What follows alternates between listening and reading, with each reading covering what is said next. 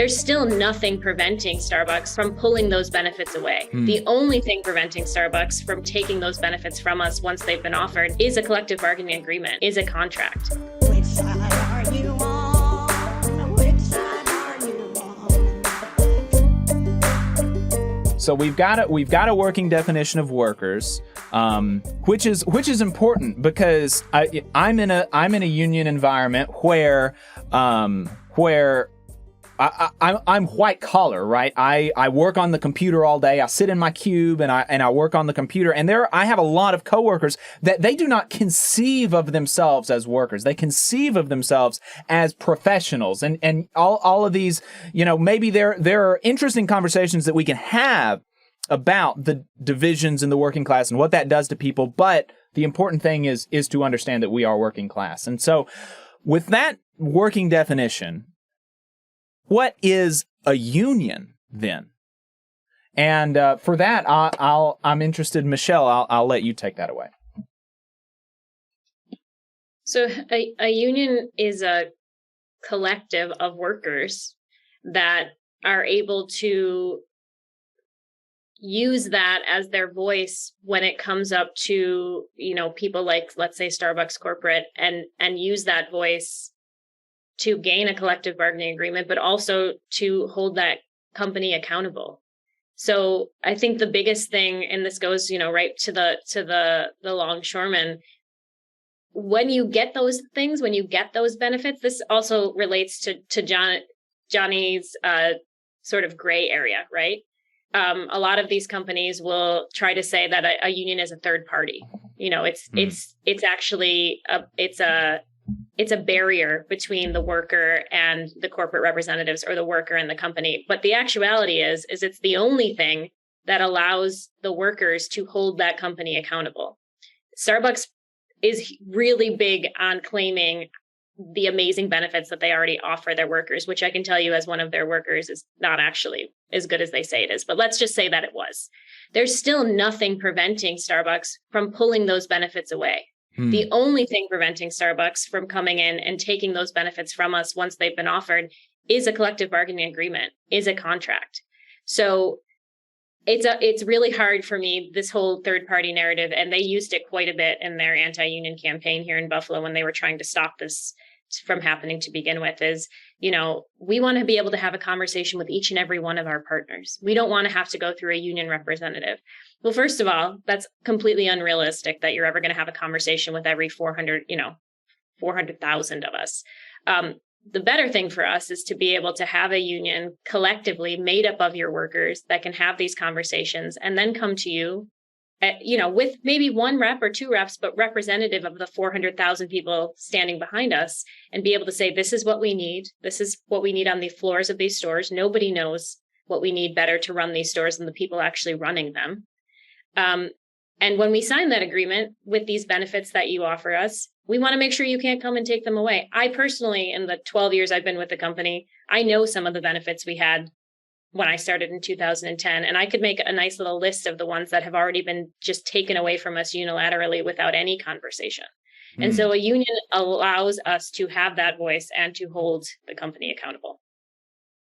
And there are several things that are important and that I want to pull out there. And one of those is that, you said that it's a collective of workers coming together for, a better workplace, better working conditions and stuff like this. And that is a definition that's not dependent on the government. That's a definition that's not dependent on the boss recognizing that you're a union. If you come together, you say you're a union, then by golly, you're a union, right? And it doesn't matter what anybody else says. And that's an important thing to understand. And we should, I think we should. And I think most of us, we're all in unions that more or less agree with this. We should make use of the state power through the National Labor Relations Board and the National Labor Relations Act where we can and where it makes sense.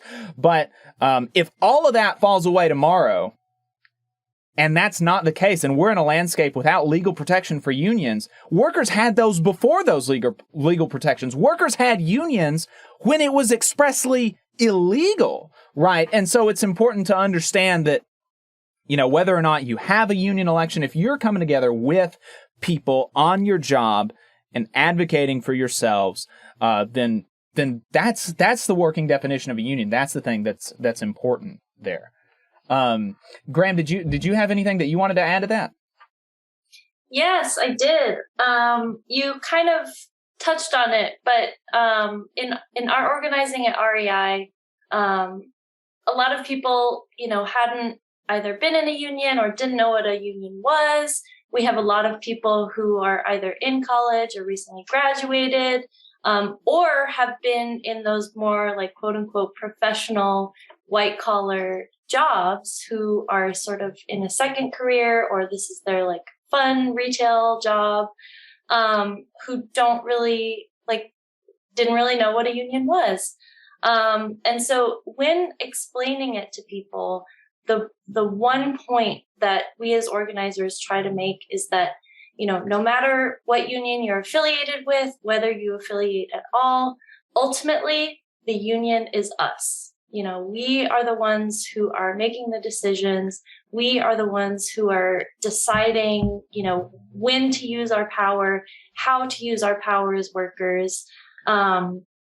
So yeah, that is just kind of the fine point that I wanted to put on that, is that, if you call yourself a union, you are a union because it is made up of you and however many coworkers you have. And the trick is just becoming organized and knowing how to wield the power of your collective voice.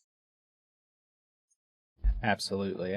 Johnny, was there anything that you wanted to pull out of that before we move on? Yes, thank you. Everyone said it so perfectly, that you are the union. Once you start talking to your coworkers and you all decide that, hey, we need to come together to make changes in the workplace, that is the day that your union has started. And it doesn't need to be a large number. It could be 2 of you. As soon as you say, hey, let's do something about this, your union has been formed. And that's it.